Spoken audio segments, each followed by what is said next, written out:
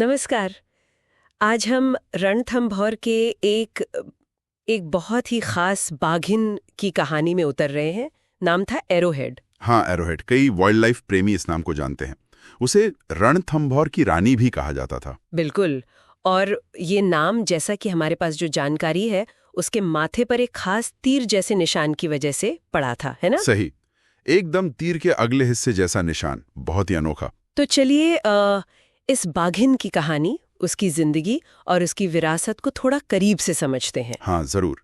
क्योंकि देखिए, ये सिर्फ एक बाघिन की कहानी नहीं है। ये कहानी है रणथंभौर के जंगल की, वहाँ के जीवन चक्र की, और शायद हमारे संरक्षण के जो प्रयास हैं उनकी भी। अच्छा, तो एरोहेड कौन थी? मतलब कब जन्म हुआ, कहाँ? देखिए, स्रोत बताते हैं कि उसका जन्म 2011 के आसपास हुआ था, रणथंभौर नेशनल पार्क में ही। और पहचान तो वही निशान हो गया। हाँ। लेकिन वो सिर्फ दिखने में ही खास थी या उसका स्वभाव भी कुछ अलग था? नहीं नहीं, सिर्फ निशान नहीं, उसे काफी मजबूत और होशियार बाघिन माना जाता था। और खूबसूरत तो थी ही। जंगल में तो होशियारी बहुत जरूरी है। बिल्कुल। अपना इलाका बनाए रखना, शिकार करना, दूसरे बाघों से निपटना, ये सब आसान नहीं होता। तो उसकी ये क्षमताएं उसे वाकई खास बनाती थीं। तो क्या इसीलिए उसे रणथंभौर की रानी कहा जाने लगा? क्या ये सिर्फ एक टाइटल था या वाकई जंगल में उसका रुतबा था?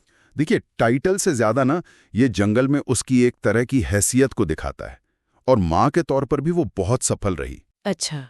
हाँ, कहा जाता है कि उसने अपनी माँ, जो खुद एक बहुत मशहूर बाघिन थी, मछली, उसी की तरह अपने शावकों को पाला। अरे वाह! हाँ, उन्हें जंगल के तौर तरीके सिखाए, शिकार करना सिखाया। ये जो ज्ञान है, ये पीढ़ी दर पीढ़ी आगे बढ़ता है। ये तो बहुत दिलचस्प बात है कि माँ की विरासत उसने आगे बढ़ाई, तो वो एक तरह से जंगल के जादू का प्रतीक बन गई थी। हाँ, बिल्कुल। और इसी वजह से दुनिया भर से लोग, वाइल्ड लाइफ फोटोग्राफर्स, टूरिस्ट्स, सब उसे देखने रणथंभौर आते थे, सिर्फ उसकी एक झलक पाने के लिए। कमाल है, एक जंगली जानवर के लिए ऐसा आकर्षण। हाँ, और ये आकर्षण कहीं ना कहीं वन्य जीव संरक्षण के लिए जागरूकता बढ़ाने में भी मदद करता है। जब लोग भावनात्मक रूप से जुड़ते हैं तो शायद बचाने की सोचते हैं ज्यादा। बिल्कुल, उनके घर यानी जंगल को बचाने के लिए ज्यादा संवेदनशील हो जाते हैं। हालांकि कभी-कभी इतनी ज्यादा प्रसिद्धि जानवर के लिए थोड़ी मुश्किल भी पैदा कर सकती है। उसके व्यवहार में दखलंदाजी हो सकती है। हाँ, ये बात भी सही है। एक नाजुक संतुलन है ये। खैर, हर जीवन का एक अंत तो होता ही है। एरोहेड ने करीब 14 साल जिए। हाँ, लगभग 14 साल। और आखिरी दिनों में रिपोर्ट्स के मुताबिक वो काफी कमजोर हो गई थी। क्या वजह थी? सिर्फ बुढ़ापा? बुढ़ापा तो था ही, लेकिन साथ में उसे हड्डी का कैंसर, बोन कैंसर भी बताया गया। ओह! हाँ, और बाघ जैसे शिकारी के लिए ये बहुत ही तकलीफदेह बीमारी है। चलना फिरना, शिकार करना, सब मुश्किल हो जाता है। जाहिर है। तो आखिरकार उसने उसी जंगल में दम तोड़ा जो उसका घर था, शांति से। मैंने सुना है उसकी आखिरी चहलकदमी का एक वीडियो भी रिकॉर्ड हुआ था, और उसमें वो अपनी कमजोरी के बावजूद बहुत शांत और गरिमामय दिख रही थी। हाँ, वो वीडियो काफी मार्मिक था। वो हमें जंगल के जीवन चक्र की याद दिलाता है।